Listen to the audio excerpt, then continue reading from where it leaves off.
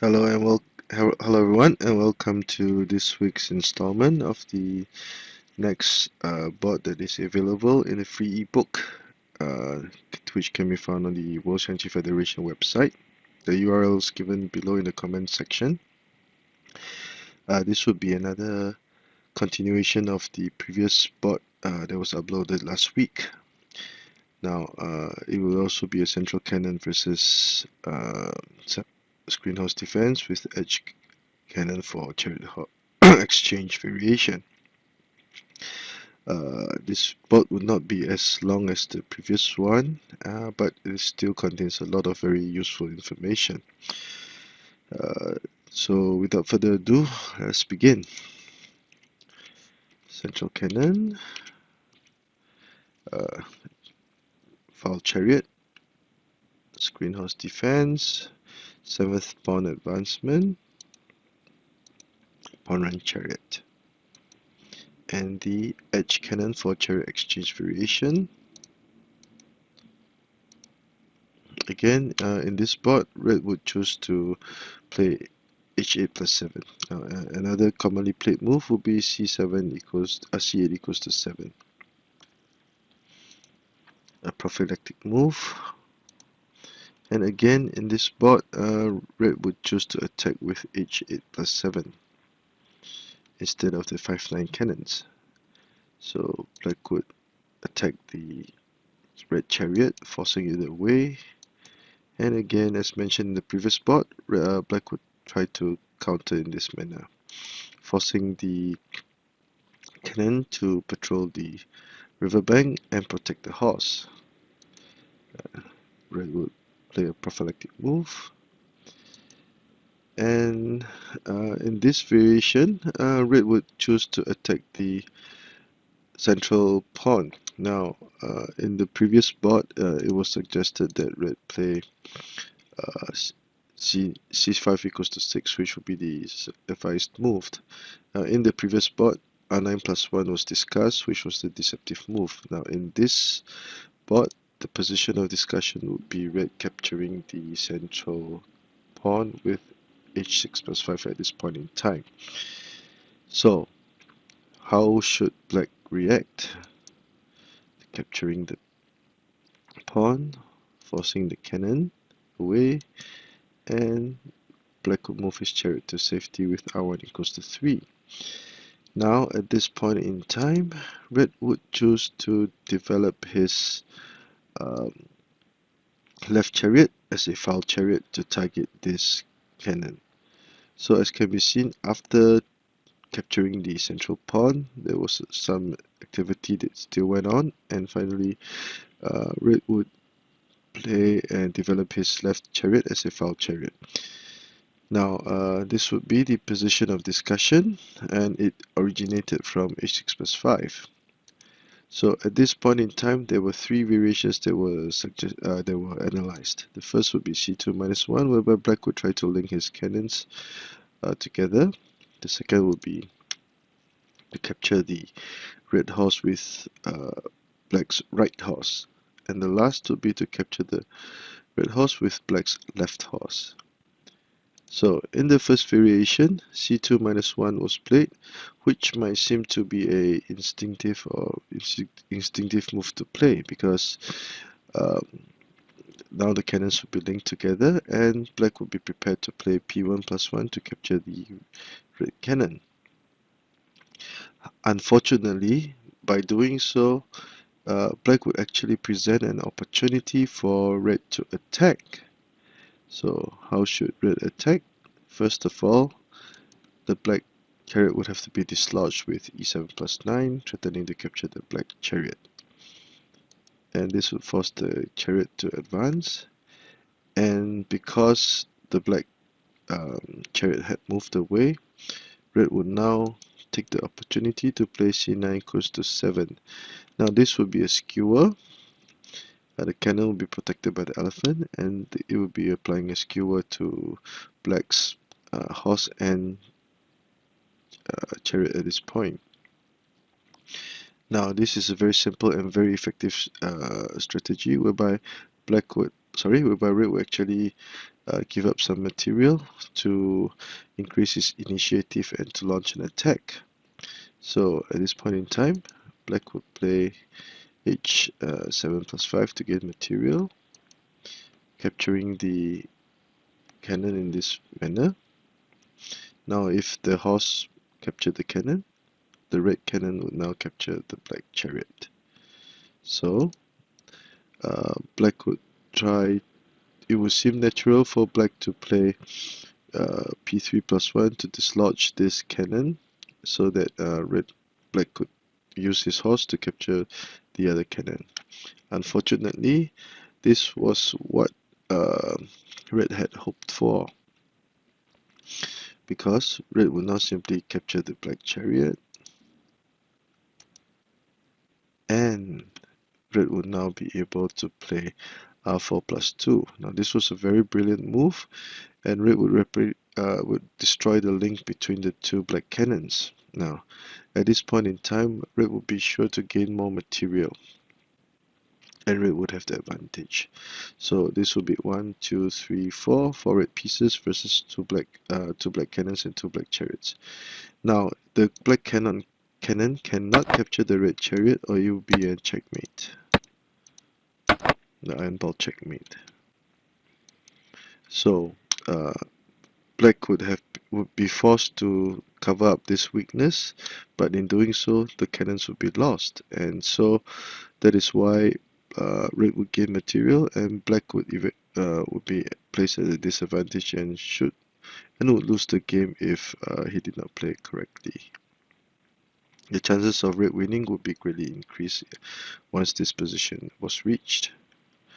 So this would be a variation 1, a short recap. C2-1, threatening the chariot, applying the skewer, and using the central cannon to capture the black horse. Blunder, and black would be in deep trouble. I ran this position through my computer and found that red would now enjoy an advantage of about 250 to 300 points, which is quite significant. So red would have been successful in his mischief and gained some advantage. So let us return to the position of discussion. R9 equals to 8. In the second variation, red would choose to capture the offending horse and trade material in this manner. So red would capture material, and black would try to gain some initiative by offering a trade of chariots with R3 equals to 6. Now, if red accepted the trade, the black horse will actually get more development, and once, say for example, after trading, the black horse will now be attacking the red horse, and that is why red would usually not want to trade chariots but move his chariot R4 equals to 2, whereby it will still be prepared to play R2+2 to threaten the black cannon. Now black would try to be aggressive with H5+3, and red would threaten the black cannon as planned. Now black was facing much pressure from the two red chariots, so in the board, black tried to play aggressively to counter by sacrificing his cannon, hoping to go for an elbow horse attack. However,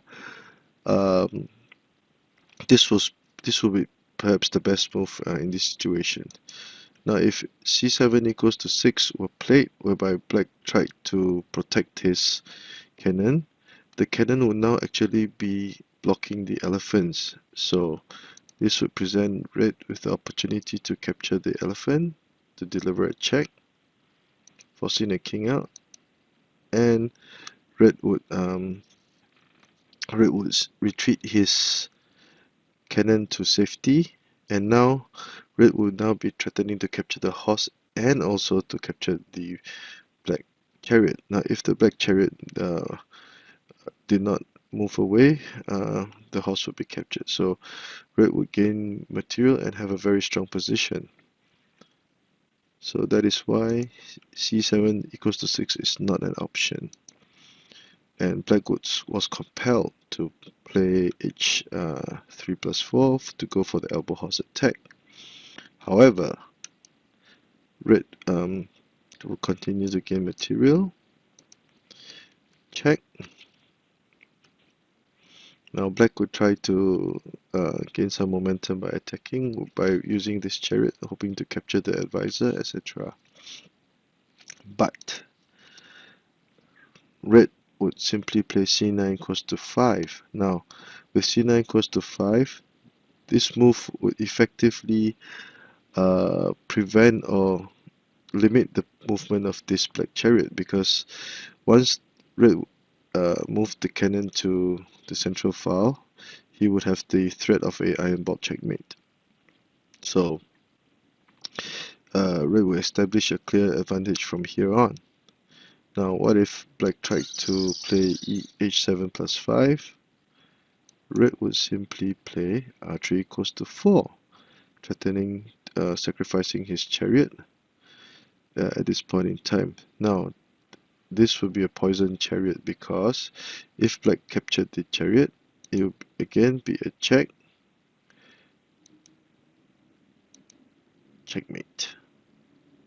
So as can be seen, this was a very brilliant move, and the only way that red would have to try to protect his elephant in the process, but in the process of doing so, he would have to be careful of the double cannon's checkmate. So that is why if this position were reached, black would be in all sorts of trouble. And I just ran the position through my computer program. Red would now actually enjoy an advantage of about 700 points, which is quite significant. And once such an advantage is gained, unless red blundered terribly, it will be his game for the taking. So in variation 2, black would capture the horse with e3+5, and it will finally lead to this position. So that is why this variation will not be viable either. So back to the position of discussion, r9 equals to 8. And the best optimal move in this situation for black would be to play h7+5 and use the left horse to capture the offending red horse. Now, if this were done, black would actually escape. It would appear that black would still be under attack, but black would be able to resolve any potential threats of a checkmate by red and actually hold his own. Because after playing h7+5, after training material, black will be able to consolidate his defense with c7+1. So once this is played, it would be a good idea to play c7+1. r3 equals to 6 to try to trade chariots to gain initiative would not be advisable at this point in time, because red would simply continue his attack targeting the black cannon, and at this point in time black would inevitably lose material. So that is why r3 equals to 6 would not be a good idea, because the red chariot couldn't attack the black cannon. So if c7+1 were played,